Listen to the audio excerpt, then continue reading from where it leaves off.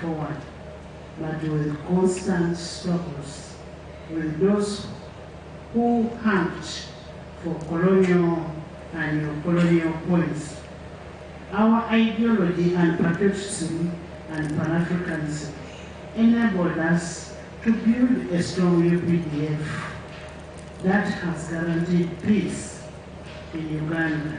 The 26th Annual Judges Conference was held under the theme, Positioning Uganda's Judiciary to Contribute to the Social and Economic Development. Deborah Namamonde, Viola Nance Subuga, UBC News.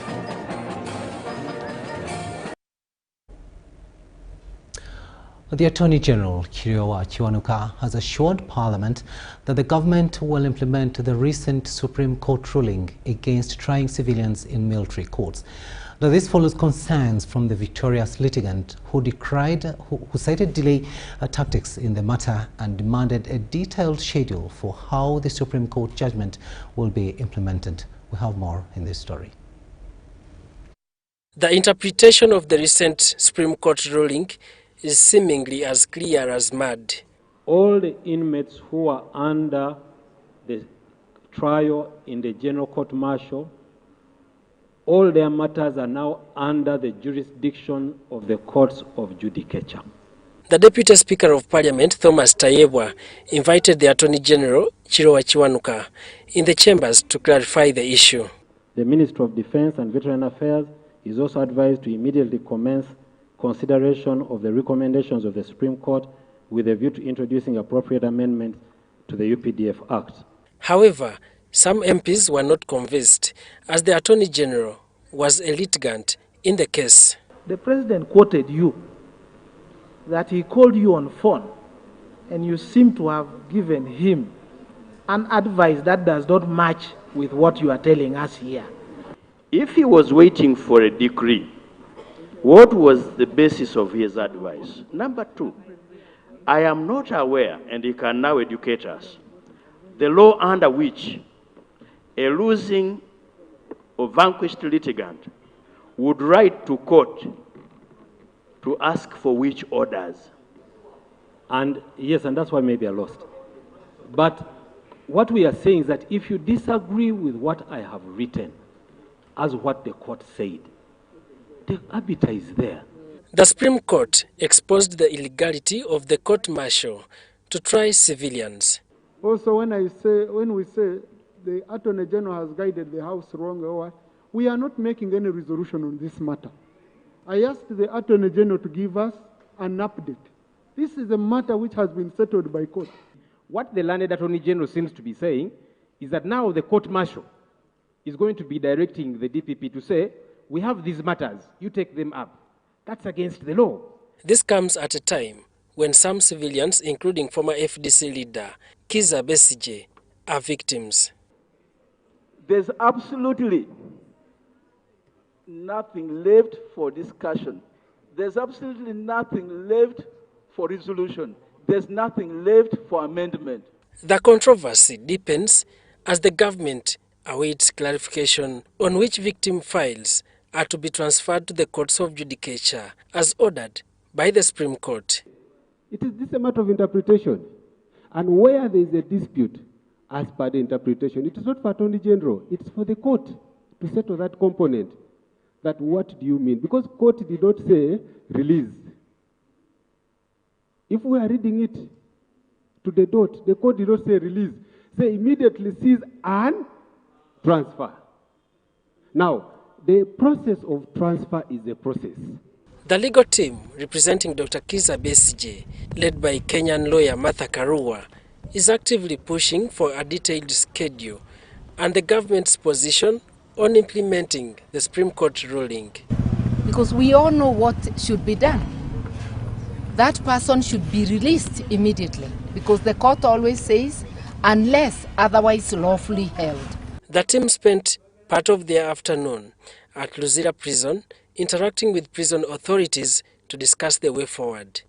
They recognize the fact that actually they need some paperwork, a remand warrant, to continue keeping Dr. Besigye in their custody. But unfortunately, they claim their hands are tied, that they are waiting for a directive from the Attorney General.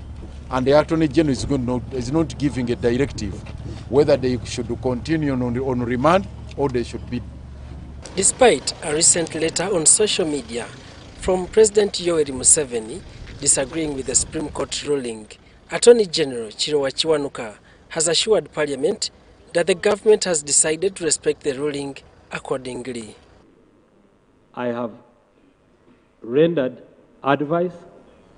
I have told you that the government has decided to comply with the court order, and we are going to comply with the court orders as have been given by the Supreme Court. Daniel Mugoya, UBC News. Now, the commander of military police, Brigadier General William Bainomgisha, has participated in a clean-up drive in hospitals and markets in Kampala as part of preparations for the 44th anniversary of the Uganda People's Defence Forces, UPDF.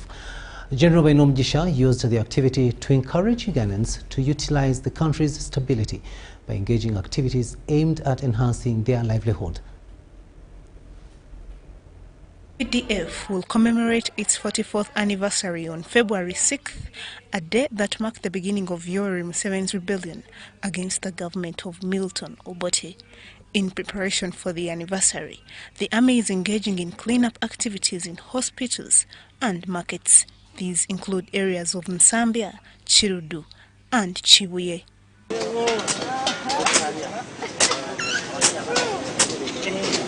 Brigadier General Bainomgisha, the Commandant Military Police, says the army and civilians' relationship remains strong, calling for unity among communities for development. Participate our activity, Army Week activity. We appreciate the director and your team. Thank you. And we have been closely attached and support each other, and we appreciate and we keep really maintaining that cooperation. Directors of hospitals from Zambia and Chirudu welcomed the military's community outreach activities, which they believe have a positive impact on development. Your environment contributes a lot to your health. A clean environment is a very important factor in your overall health. So for me, the involvement of UPDF in having to help with the cleaning environment in Machinje Division is still contributing to the well-being, the health of the community. And today, we are joining the UPDF to celebrate Tarehe Sita, which means the 6th of February, when the team of liberators went to start liberating this country. And so as part of that gesture, the team has come and cleaned the hospital. The Ugandans who participated in the cleanup activities expressed gratitude for the Army's cooperation and requested continued assistance in maintaining cleanliness in the city. Right now we can sit with army officers without even fearing. So I think what they have done right now is a symbol that really celebrate what the army of any country should be or should look like. The discipline they have, the way how they behave when they are with people, and that's what I maybe encourage all Ugandans. Resident city commissioners from Machinje commended the army for defending the country against external invasions from the ADF and LRA. We are here today to commemorate the Tarehe Sita, the day when UPDF, NRA as it was then, launched the change of government to have a pro-people government. Today, we are here to do a clean-up exercise in Chirudu Hospital as a gesture to show the people that we must live in a clean environment, but also to create that awareness and relationship between the wananchi, the everyday person, the common person, and the soldiers. This year's Tarehe Sita celebrations will be held in Chotera, Masaka district on the theme celebrating Pan-African solidarity on the people's sacrifice in struggle for freedom and democracy for socio-economic transformation.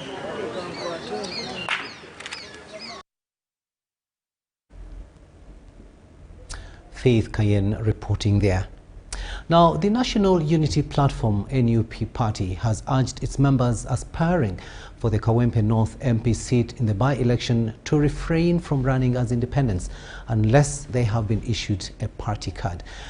Party President Robert Kyagulanyi Ssentamu also used the occasion to say that the Supreme Court ruling should not be celebrated as yet, since it has to be implemented.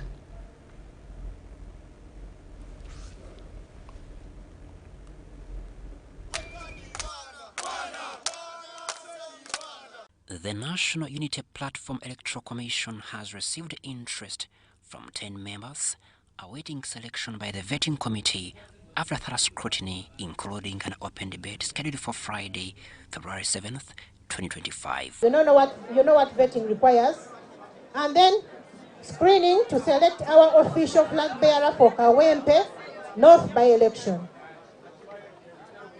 More details will be communicated by our beloved Secretary General. Thanks for listening to us. Next time you see us here, we shall be telling you our flag bearer for Kawempe by-election. Honorable Kyagulanyi emphasized the move as part of efforts to promote party unity and discipline ahead of the highly contested by-election. This Kawempe by-election is going to be the beginning of the 2026 protest vote. Bwe tutandika akalulu ke Kawempe tetugenda kuzikiza paka 2026. Guno gwe mukisa gwaffe okwagaza abantu akalulu tugenda osudia kana akalulu mwe, because the whole nation is going to be focused on Kawempe. So this is our opportunity. We are lighting a fire and it's not going to go down. Kyagulanyi, along with aspiring Kawempe Mayor Honorable Latif Sebagala and Mityana North aspirant Isaac Tomsange, urged party members to support the selected candidate and challenged the party EC to ensure transparency to avoid disillusioning supporters. We want you to give us a deserving candidate. We are putting all our trust in you. We know you're transparent. We know you're not biased. But these are just words. You must prove that.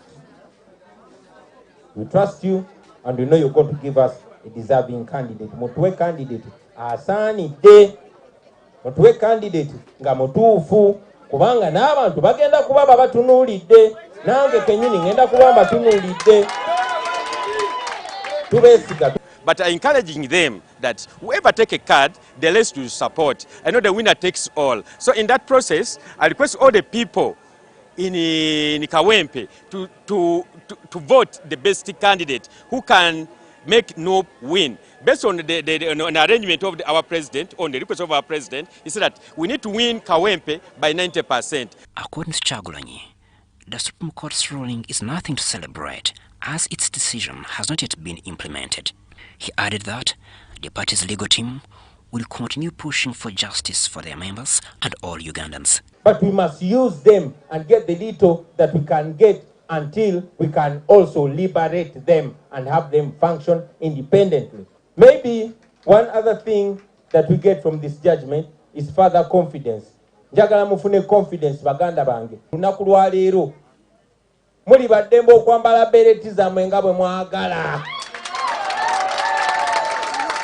Because we know that court martials are only for soldiers. And indeed, it was very clear that these are tribunals for the serving armed officers.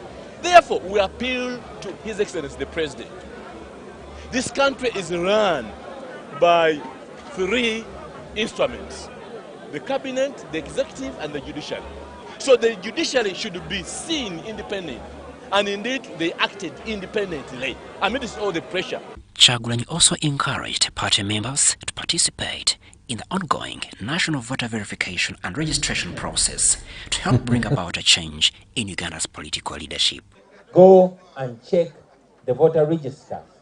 Ensure that your votability is not tampered with. As a matter of fact, this is an opportunity. When I was running in Chadondo, many of my friends came and transferred to Chadondo. Crispus Arinitwe, Jamil Sekaja, UBC News. We'll have a game in Nakawa. We'll have a game. Now, communities residing on islands continue to face constant threats of drowning, where many have lost lives due to their inability to navigate waters. Now, those who drown often panic, making it difficult for them to stay afloat for rescue or safety. Concerned stakeholders from various sectors are now urging the public to learn how to swim as part of Everyone Must Learn How to Swim campaign. This call was made during the premiere of a documentary titled Unpredictable Waters. Helen Jizamba reports. In 2023, Uganda recorded at least 123 drowning cases, with most victims being fishermen, island residents, or individuals swept away by flash floods and rivers. Experts argue that knowing how to swim can be the difference between life and death in an emergency. But it is about taking a critical step towards addressing a growing but preventable crisis affecting our lakeside communities and beyond. Ladies and gentlemen, Uganda is blessed with abundance of water bodies. However, this blessing comes with significant risk of drowning. In Uganda, as in many developing countries, swimming is often perceived as a luxury for the wealthy. I think this is really obvious and true because of access to swimming pools, the costs involved in going to a swimming pool. You will have to pay for the use of the place. You will have to have the gear that you're supposed to have, the equipment that may need to use to learn how to swim, the coaches that you pay to learn how to swim. However, analysts emphasize that swimming is an essential life skill that offers numerous benefits, including safety, survival, and both physical and mental health advantages. At the premiere of a documentary titled Unpredictable Waters by Richer Hand Uganda, participants raised concerns about the safety of Uganda's maritime industry. Minister of Works and Water, what are we saying here? Who should ensure that the jacket is up to the standard, the regulation? How do we import substandard life jackets and yet wanted to save the people? The current life jacket on the market costs 30 to 35,000 shillings. And that life jacket provides buoyancy of only a few minutes to maybe an hour at most. So these have to be taken off the market and replaced with jackets that can provide up to 5 hours, 7 hours, maybe even 12 hours of buoyancy. The funding, the budget allocated to marine is too small. The government has not prioritized it.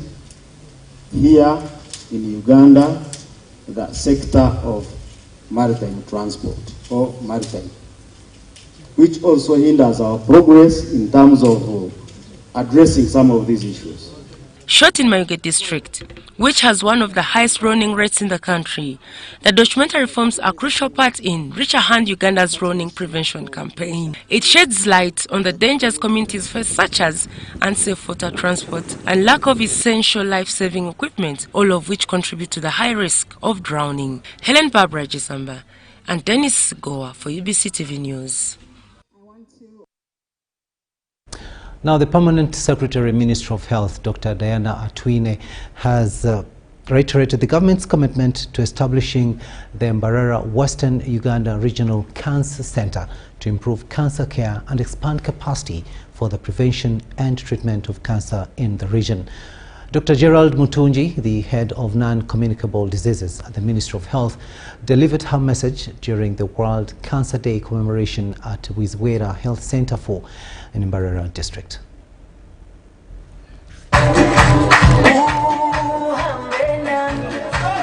Uganda has commemorated World Cancer Day under the theme United in Goals, Unique in Our Needs, which took place in Mbarara district. Dr. Sebutinde Peter, the Mbarara District Health Officer, says the commemoration involved 3 days of screening and treating patients. 3% of the men who attended coming up with symptoms and signs of prostate cancer. So we have referred them to the regional referral hospital to take the biopsies and to confirm the cancers. It is important that we do early screening and early detection. When you catch the cancer early, you will treat it and it heals. So early detection is equal to early treatment, is equal to life. Dr. Gerald Mutunji, the head of non-communicable diseases from the Ministry of Health, assured Western Uganda that the Ministry of Health will establish a cancer center to provide comprehensive care, support and treatment for cancer. We already have the land fenced. We are going to build a regional cancer center. The money is about to come. We are about to start.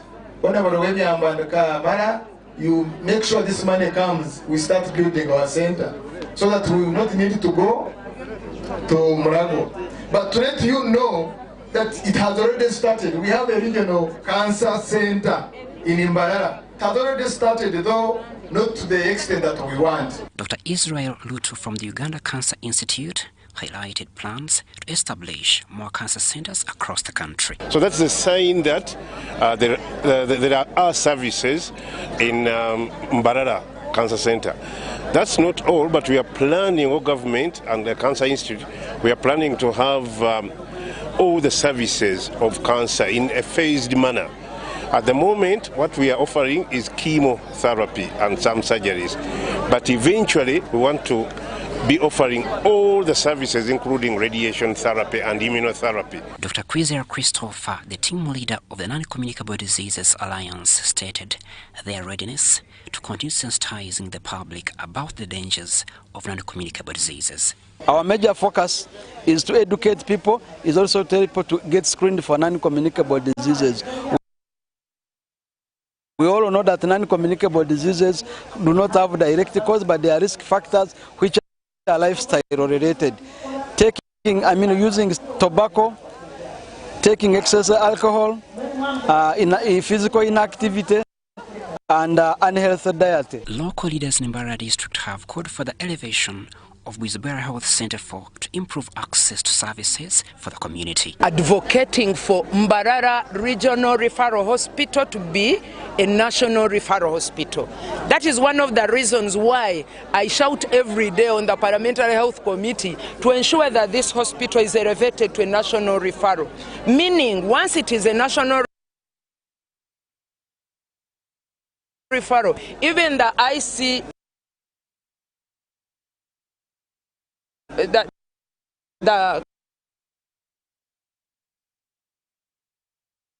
Cancer Institute, you're saying in Mulago, it will come to Mbarara. Meaning people who have been traveling long distance to go to Mulago will have everything at Mbarara Regional Referral Hospital. In 2024, Mbarara recorded over 1,400 new cancer cases, with 742 men and 658 women affected. Prostate and stomach cancers were the leading types affecting men, while cervical and breast cancer were most prevalent among women.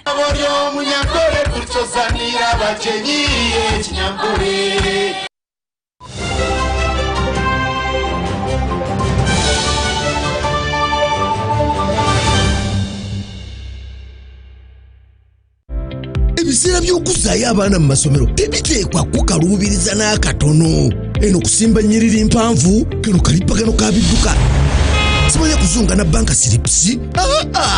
Kati osobola okusasula school fees z'omwana wo ate n'okola n'ebirala ntoko ku ssimu ye ey'omu ngalo. Ekikola kyangu nnyo. Nyiga bunyizi *185*8 ogoberera ebikulagiriddwa oba okozese app ya MTN Momo. Ate kati okola ki olwaleero? MTN Mobile Money Uganda Limited erungamizibwa banka enkulu ya Uganda. Step into a world of excellence, comfort and pride with Royal Foam Furniture, crafted to perfection right here in Uganda. We bring you state-of-the-art living room furniture and bedding products at affordable prices.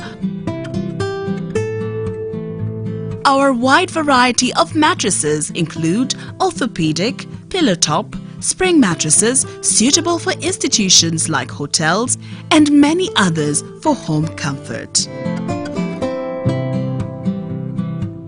With every piece telling a story of royal excellence, our products are built with the highest quality materials made to last. Experience royalty with Royal Foam Furniture, proudly made in Uganda, so buy Uganda and build Uganda. Visit our showrooms at Ginger Road, Chambogo Junction, Bukota Chisasi Road, and on Victoria Mall, Entebbe, on the first floor. Government of Uganda presents Post Buses in Uganda, operated by Posta Uganda. We specialize in professional transport, courier and vehicle hire services across Uganda. Our routes include Kampala Masaka Mbarara Kabale Chisoro, Kampala Mukono Jinja Mbale via Tirinyi Road Soroti Lira, and Kampala Luwero Kamudini Gulu Kitgum. Our main offices are located at the Post Office Head Office on Kampala Road, with booking services available at counters 23 and 24 at the General Post Office. You can also book at designated district post offices along our routes. For inquiries or bookings, please contact us on 0751 684 184. Posta Uganda. We deliver trust.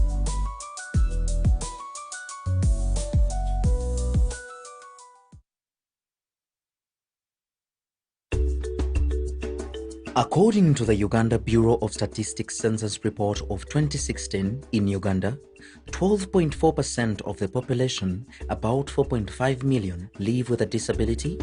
Limited access to ICT and assistive technologies increases digital disparities, prompting UCOSAF's aim to promote digital inclusiveness for persons with disabilities. The ICT for People with Disability program aims to improve the accessibility of education and technology for persons with disabilities and promote their full and effective participation in society. UCOSAF is implementing this program through the creation and maintenance of an online observatory for persons with disabilities intended to link persons with disabilities with service providers and different programs that empower them, and provision of adaptive tools that enhance their quality of life through ICTs and digital skilling.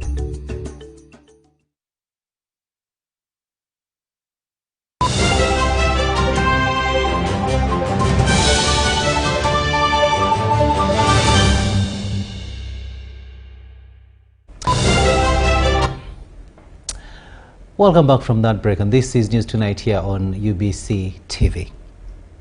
Now, effective 1st to 31st March 2025, all leaders falling under the 2nd and 3rd schedules of the Leadership Code Act Part A and B will be required to declare their income, assets and liabilities to the Office of the Inspector General of Government, IGG. This was revealed by IGG Betty Kamia during a press briefing at the Media Center here in Kampala.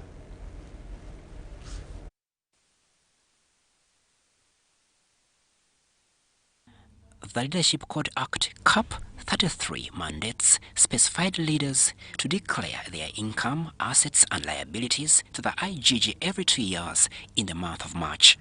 However, public officers who are not leaders are required to submit their declarations every 5 years, with the next submission due in April 2026.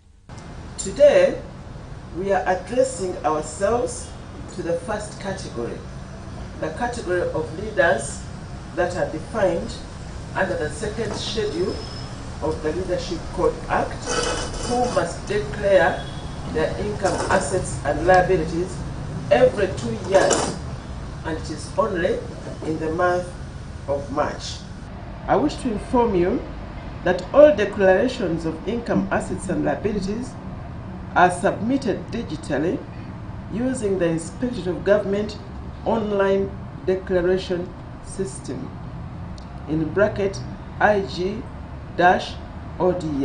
The category of specified leaders falling under the 2nd and 3rd schedules, Part A and B, who will be required to declare their assets, income and liabilities this March include all political leaders such as the President, Speaker, MPs, heads of political parties, specified officers of the judiciary, ambassadors, among others.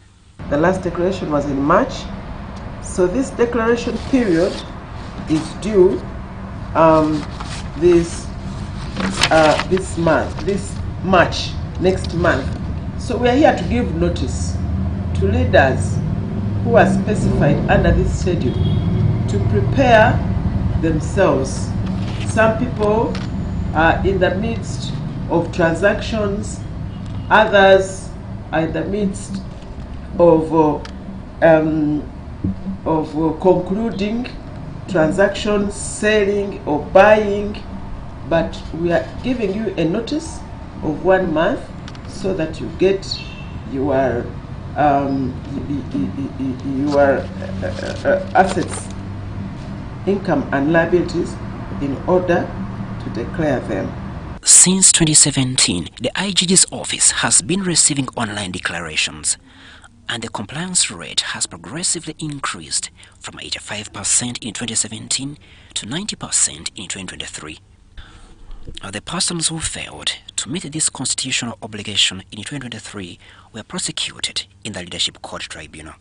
Tougher penalties such as dismissal and confiscation are expected again this time. So there are leaders for non-declaration who have been asked to pay a fine. There are those who have been cautioned.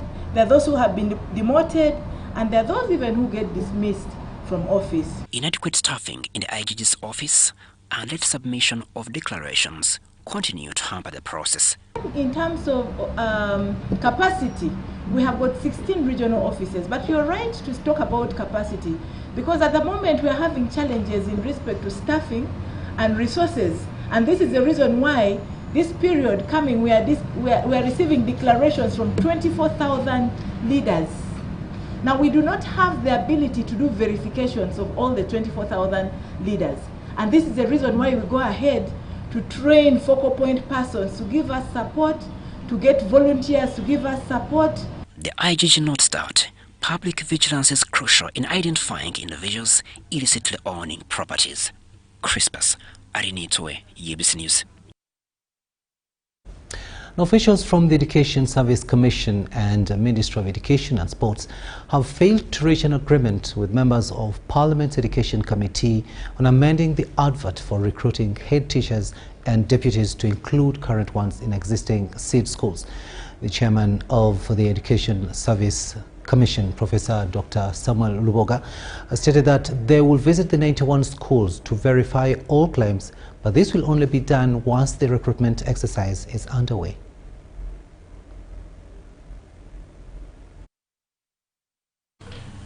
Officials from the Education Service Commission, led by their chairman, Professor Dr. Samuel Luboga, and the Minister of State for Sports, Peter Ogwang, appeared before the Education Committee of Parliament. This followed a petition from head teachers of 76 seed schools who claimed they were excluded from the second recruitment advert. In its presentation to the committee, the Education Service Commission stated that as of 2024, the total number of seed and government grant-aided secondary schools where vacancies were declared to the Commission is 573, including technical institutions. Officials noted that among the critical issues in the recruitment process were allegations of rampant corruption in sourcing and developing teachers and non-teaching staff, as well as challenges in conducting interviews for sitting teachers. And some of them by the so-called sitting head teachers, they are disowned by the district, but they are supported. Between me and you, the World Bank threatened to stop this funding because of this alleged corruption. These are for you to enter the payroll, the list from the Ministry of Education. You have to pay 10 million if you are head teacher and deputy. Where there is smoke, there could be something. Check your houses. Education Service Commission, there could still be this one rotten person. See, I've gone and they want 80 million. I said, from who? Even the matters of corruption you're talking about in this recruitment, it is a system problem, not the teachers. You clean up your system. Some MPs raised concerns that the Education Service Commission's second recruitment advert did not give an opportunity to teachers who have been running the seed schools. Dr. Suman Lukwago, Permanent Secretary of the Education Service Commission, explained that they opted for an advert based on the service records of the head teachers and their deputies. Those where they have been caretakers and the government has taken over these schools, but the chances of your advert is leaving out the caretakers who are serving head teachers. If you don't have that kind of school in your records, then we don't need to spend time with you. In fact, they are not caretaker, they are active. And the person who appoints them is the Education Service Commission with the minute. Okay. And they are after submission from the PS, Ministry of Education. But as far as we are concerned, the Education Service Commission doesn't have any minute appointing acting head teachers in any of those schools. Very okay. I want to say the commission did place the advert. Fortunately, they are here. And I want to repeat that that advert still stands. And I want to repeat that the commission is going ahead to recruit those teachers as per the advert, which is still standing. Members of Parliament urged officials from the Education Service Commission to review their internal advert and open it to all teachers and head teachers, as they felt the decision was too rigid. Those seed schools that were not in existence and have just been constructed, really, that one recruitment should go on as just advertised. The criteria you use to decide to recruit teachers for the schools that are non-operational. Why are they going to teach? Who have gone through, who have sacrificed. Do we have to spend all this time to cry that those people must be considered? Also, support my friends who are advocating for those who qualify and they have been sacrificing in these schools. At least they should be given an opportunity, other than recruiting people from other regions to. For those who qualify, let them be given a chance. And we are here to assure you that all those who qualify will be given a chance. If you have been in this school for as long as you are talking, that you are claiming to be, you will trounce any competition. Why are you scared of it? Members of Parliament issued a directive as a House to halt the recruitment exercise. However, officials from the Education Service Commission stated they had not received any such communication. I'm Nafka Farida and Gloria Gwitabinji at Parliament.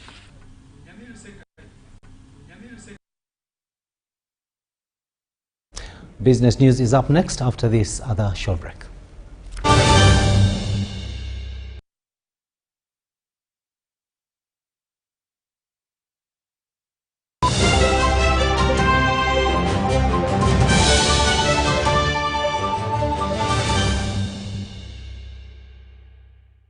The Uganda Human Rights Commission, UHRC, established under Article 51 of Uganda's Constitution, protects and promotes human rights through receiving, investigating and holding tribunals to award damages for human rights violations, conducting research, civic education, monitoring detention centers, government compliance with treaty obligations, and presents an annual human rights report to Parliament. As part of its advocacy strategy, the UHRC last year commemorated the International Human Rights Day on 10th December under the theme, Reducing Inequalities in the Enforcement of Environmental Rights and Mitigating the Impact of Environmental Degradation in Uganda. Activities included a press conference led by Chairperson Honorable Mariam Wagadia, TV and radio talk shows, a newspaper supplement. The main event was a high-level public dialogue at Golf Course Hotel with the third Deputy Prime Minister, Right Honourable Rukia Isanga Nakadama, as a chief guest. Key stakeholders in attendance included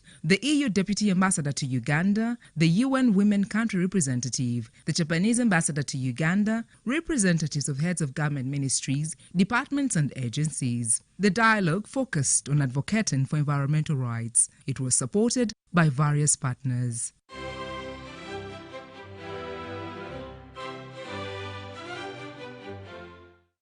It's our mission to secure your money.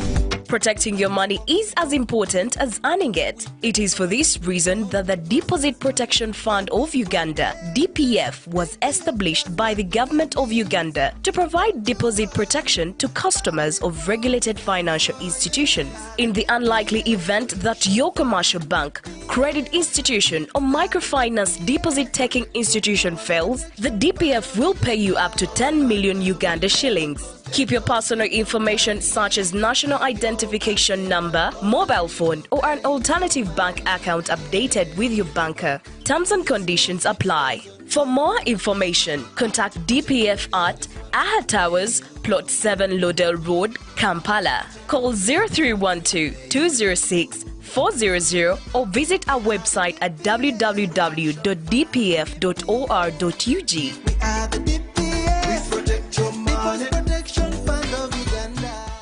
Looking for instant excitement? The Uganda National Lottery Spin for Cash game is now available online. Wherever you are, you can join the excitement for just 500, 1,000 and 2,000 Uganda shillings. Don't miss out. Register now on www.nationallottery.go.ug for a chance to win your share of 2 billion instantly. What are you waiting for? Play Spin for Cash now, anytime, anywhere. Ituba is the proud operator of the Uganda National Lottery. Uganda National Lottery. Dream, play, win. Participants must be 18 years or older. Play responsibly. The Uganda National Lottery is operated by Ituba Uganda and regulated by the National Lotteries and Gaming Regulatory Board.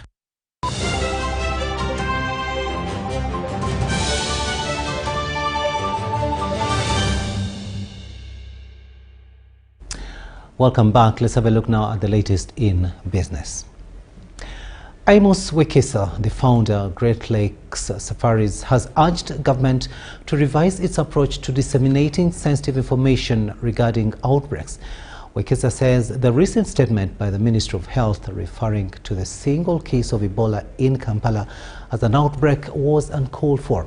He further argues that Uganda has successfully managed similar outbreaks in the past and emphasized the need to minimize the negative impacts of sensitive information to various sectors. And horrible diseases. I think this is a bad image for someone who is arriving for the first time in the country. It looks like you're entering a death camp. Amos Wekesa, a prominent tour operator and proprietor of Uganda Lodges, has criticized the Ministry of Health for referring to the recent case of Ebola as an outbreak. According to the World Health Organization, a disease outbreak is the occurrence of cases of disease in excess of what would normally be expected in a defined community, geographical area, or season. Right now, Tanzania has Marburg as a challenge, right? But they're communicating in Swahili for people to understand. They're not going to communicate in a language everyone knows. It's not about denying communication about the country. No, it is family integrity. Our biggest family is Uganda. It should be even more important for Ugandan. It does not mean we should not solve our problems. It simply means that when a foreigner is entered in our midst, we change the language that we understand to correct our mistakes. At a press conference this week, the Ministry of Health confirmed that 2 more people who were contacts of the index case had contracted the disease but were quarantined and are currently receiving treatment. Over 234 contacts to the index case, and we have already deployed a mobile testing laboratory in Mbarara to ensure that the turnaround of the samples is done quickly. Wekesa argues that Uganda's tourism and hospitality industries usually take a minimum of 6 months to recover when negative travel advisories are issued internationally. A negative travel advisory means that a European who wants to come to Uganda, his insurance won't work, health insurance won't work here, should he get a problem. Let me give you an example. When some time ago 2 tourists were killed in Queen Elizabeth National Park, the moment police mentioned the word terrorism, the insurance was cancelled. The insurance of the young man whose car was burnt was cancelled. Because terrorism, no one pays you insurance for that. By press time, 1 death had been registered, while 2 more cases among the 234 contacts screened have been found with the Sudan Ebola virus. The government has warned against complacency and has initiated a ring vaccination trial against contacts and their close associates. Wadulo and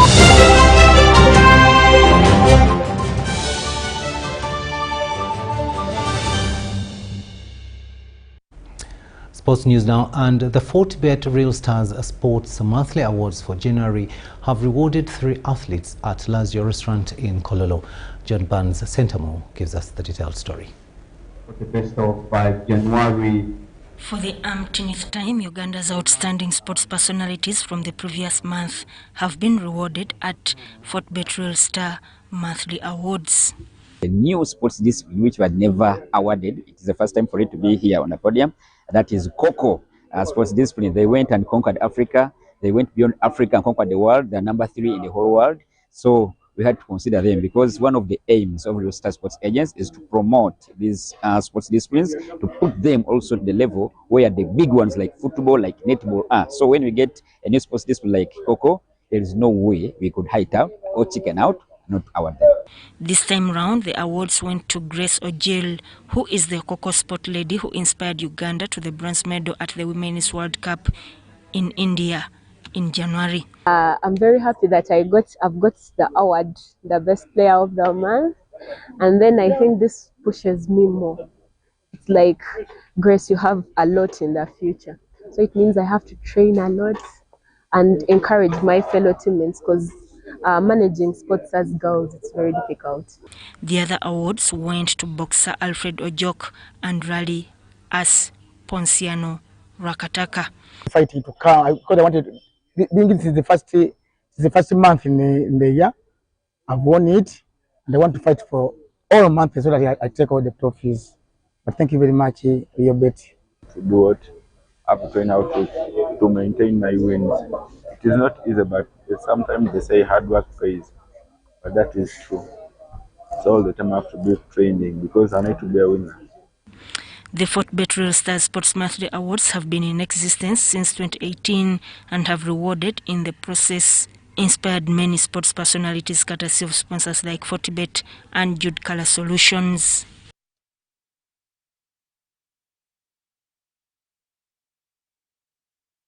And that brings us to the end of this first edition of News Tonight here on UBC TV. Thank you so much for having kept us company on sign language. It has been Senyomo Yusuf and I'm Rukidi Edward Kijanagoma wishing you a blessed night, but we'll be coming back with our second and final edition later on at 10. See you then.